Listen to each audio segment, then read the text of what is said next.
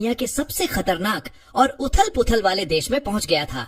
अपनी शक्तियों का इस्तेमाल करके उसने गैंग्स को अपने अंडर में कर लिया था। गैंग्स आम नागरिकों को लूटकर अपनी ताकत बढ़ा रहे थे। बाकी बचे 26 खिलाड़ी फैक्शंस में शामिल हो गए थे। खिलाड़ी 198 ग्रेविटी को कंट्रोल करने की शक्ति थी, जो कि बहुत ही ताकतवर थी। 1-on-1 कॉम्बैट में कोई भी खिलाड़ी उसे हरा नहीं सकता था। फिर भी सच तो ये था कि गैंग्स वीकेस्ट फोर्स थे। स्टाइलस से प्लेयर 1.28 एवेटार पर टैप किया। सबसे पहले तुम्हारा ही नंबर आएगा। तभी सिस्टम का अलर्ट फिर से गूंज उठा। 30 खिलाड़ी जिंदा, डिफिकल्टी बढ़ रही है। लेवल 3 द फ्रोजन कॉन्टिनेंट में प्रवेश। कोई ब्रोकन डाउन। अपोकैलिप्से को 1 साल 5 महीने हो चुके हैं। सबकी सप्लाई खत्म हो रही है। एक आइस एज और इस ग्रह पर हर कोई मर जाएगा। लियो रुयान ने मुझे चुपके से मैसेज किया, मार्क अपने मैसेज चेक करो। मार्क, जल्दी ही इस ग्रह पर सिर्फ ज़ॉम्बीज ही जिंदा बचेंगे और मैं भी जिंदा बचूंगी। तुम मुझे रिजेक्ट करने पर पूरी जिंदगी पछताओगे। फिर उसने ज़ॉम्बी किंग के साथ अपनी एक फोटो भेजी। इसे देखकर मैंने मजाक स्नियर्ड, अगर ऐसा है तो मैं लव बर्ड्स को एक साथ ही मौत के घाट उतार दूंगा। आइस एज प्लेनेट को अपनी चपेट में ले लिया। यहाँ तक ट्रॉपिकल आइलैंड भी इससे बच नहीं पाया। फ्यूचर आइलैंड पर एक ब्लिजर्ड आया। हवा में पावर ग्रिड इसका सबसे पहला शिकार हुआ। विंड और टाइडल पावर प्लांट्स को भी भारी नुकसान पहुंचा। खुशकिस्मती से अंडरग्राउंड किले का बैकअप न्यूक्लियर प्लांट अभी भी चल रहा था। गैंग्स टूटे। उन्होंने नागरिकों रिसोर्सेस लूट ली थी। उनके अंदर की अनबन बढ़ने लगी। लगातार झगड़े होने अवेकेंड प्लेयर्स एक एक करके मरने लगे। वर्ल्ड चैनल के जरिए प्लेयर 128 को प्राइवेट मैसेज किया, क्या ख्याल है हम दोनों टीम बना लें? मैंने तुम्हारे इलाके में हर जगह सप्लाई गार्ड रखी है, उन तक पहुंचो और तुम जिंदा बच जाओगे। प्लेयर 128 ने थोड़ी ही देर बाद जवाब दिया, तुम्हें क्या चाहिए? मैं तुम पर भरोसा क्यों करूं? मैं चाहता हूं कि तुम ज़ॉम्बी किंग को खत्म करो। साइंटिस्ट टीम ने ज़ॉम्बीज क्योर तैयार किया है, बस इसे स्प्रे करो और वे गायब हो जाएंगे। मैंने आगे कहा, जैसा कि तुम्हें पता है मेरा कॉम्बैट स्टैंड 0 है। ये सब सोचने के बाद 30 अवेकेंट प्लेयर्स में तुम सबसे ताकतवर हो। सिर्फ तुम ही यह कर सकते हो। हम इंसान ठंड से डरते हैं, ज़ॉम्बीज नहीं डरते। ये जितना लंबा खींचेगा उनके जीतने के चांस उतने ही बढ़ेंगे। मेरे पास कितनी भी सप्लाई क्यों ना हो, एक दिन वह भी खत्म हो जाएगी। तब ज़ॉम्बी किंग के साथ वाली प्लेयर 1001 फाइनल विनर बन जाएगी। ज़ॉम्बी किंग बहुत ताकतवर है। इलाज के बिना कोई भी अवेकेंट प्लेयर उसे नहीं मार सकता। मेरे पास इलाज है, तुम्हारे पास शक्तियां हैं। चलो टीम बनाते हैं और ज़ॉम्बीज को खत्म करते हैं। 128 का भरोसा जीतने के लिए मैंने कुछ सप्लाई के साथ ज़ॉम्बी क्योर की खेप डिलीवर करने के लिए अपने मर्सेनरीज भेजे। गैंग्स ने उस क्योर को एक ज़ॉम्बी पर इस्तेमाल किया। ज़ॉम्बी दर्द से चीखते हुए खून के एक तालाब में पिघल गया।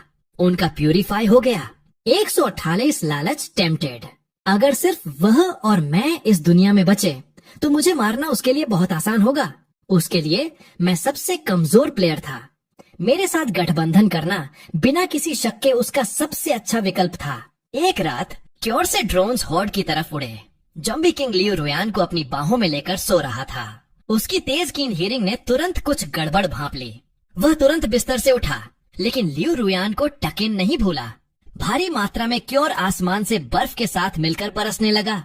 बर्फ के साथ मिलकर यह हर जगह फैल गया। जो ज़ॉम्बीज इस क्योर की चपेट में आए वे दर्द से चीखने लगे।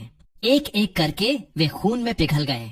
ज़ॉम्बी किंग गुस्से से पागल हो गया। उसने नीचे छलांग लगा दी। उसकी हथेलियों से बीम्स ऑफ लाइट निकली, जिन्होंने ड्रोन्स को चकनाचूर कर दिया। 128 खिलाड़ियों को लेकर हमला करने के लिए आगे बढ़ा। उसने ग्रेविटी पावर एक्टिवेट की और ज़ॉम्बी किंग को जमीन पर जोर से दबा दिया। ताकतवर ज़ॉम्बी किंग अपनी कलाई तक नहीं उठा पा रहा था। कई खिलाड़ी उस पर टूट पड़े। ज़ॉम्बी किंग के गले से एक दहाड़ निकली। अंधेरे में छिपे हुए ज़ॉम्बीज बंदरों की तरह खिलाड़ियों पर कूद पड़े। 128 ने फिर से अपनी ताकत का इस्तेमाल किया। ग्रेविटी की वजह से ऊंची इमारतें टूटकर गिर बोल्डर्स उन ज़ॉम्बीज पर आ गिरे। ज़ॉम्बी किंग भी उनके साथ ही दफन हो गया। 128 के चेहरे पर विक्टोरियस ग्रिन आ गई। ये पत्थर ज़ॉम्बी किंग के टुकड़े टुकड़े करने के लिए काफी थे। बैल्कनी पर खड़ी थी। अपना चेहरा ढकते हुए उसने एक चीख निकाली। 128 ने फ्लिक्ट। लियो रुयान के पैरों के टेरेस ढह गए। वह ऊंचाई से नीचे गिर पड़ी। उस ऊंचाई से गिरने का मतलब था पक्की मौत। एन मौके पर रबल से बाहर निकला और उसने लियो रुयान को पकड़ लिया। उसी समय उसके एक हाथ थ्रेड्स निकले। जिन्होंने 128 को जकड़ लिया। 128 का चेहरा सदमे से पीला पड़ गया। उसे कभी नहीं पता था कि ज़ॉम्बी किंग के पास मूव भी है। ज़ॉम्बी किंग ने उसे धीरे से खींचा।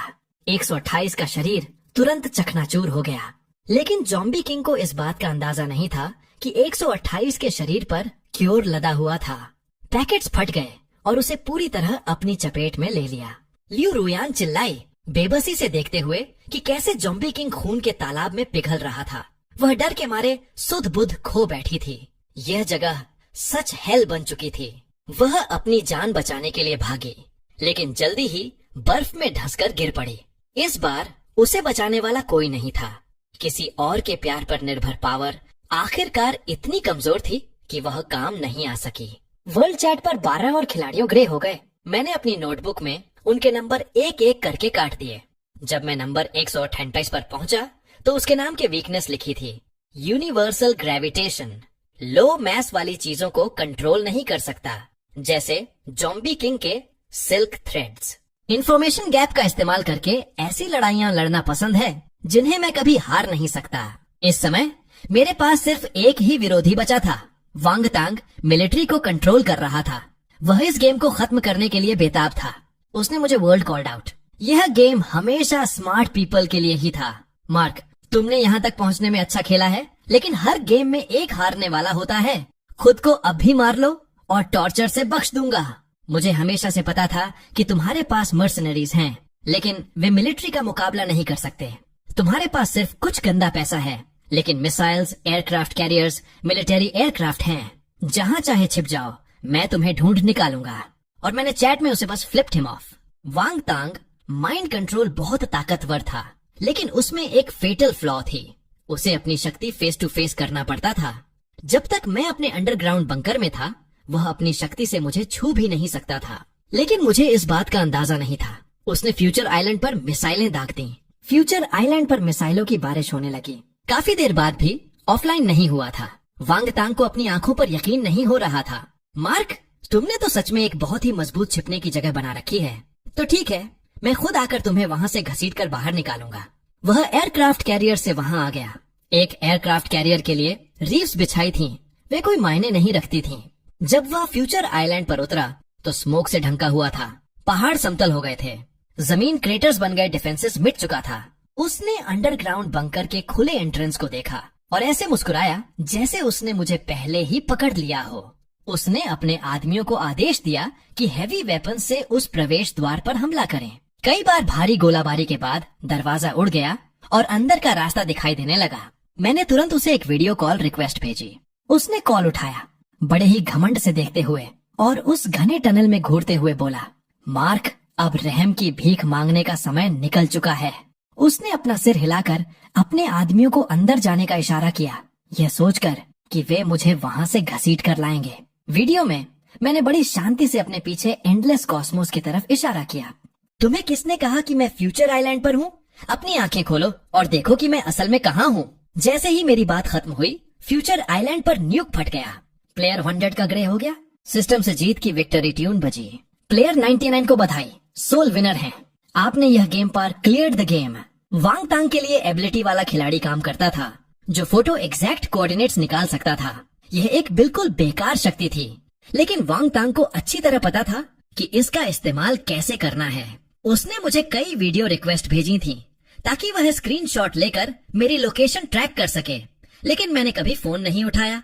बाद में मैंने न्यू ईयर्स ईव पर उसे एक फोटो भेजी थी। उसने मन ही मन मुझे बेवकूफ कहा होगा, खुशी खुशी मेरी लोकेशन ट्रैक की होगी और इंतजार किया गैंग्स, ज़ॉम्बी किंग दोनों खत्म हो जाएं, ताकि वह आकर सब कुछ कब्जे में ले सके। और फिर उसने मुझे बम से उड़ाने का फैसला किया होगा।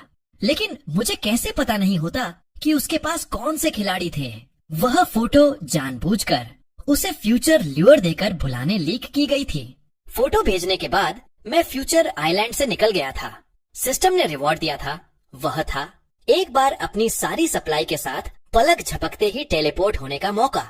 बिल्कुल वैसे ही मुझे स्पेस स्टेशन पर टेलीपोर्ट कर दिया गया था, लेकिन सिस्टम ने मुझे वापस पृथ्वी पर जाने का कोई रास्ता नहीं दिया था। रिवॉर्ड का इस्तेमाल बिल्कुल अंत तक नहीं कर सकता था।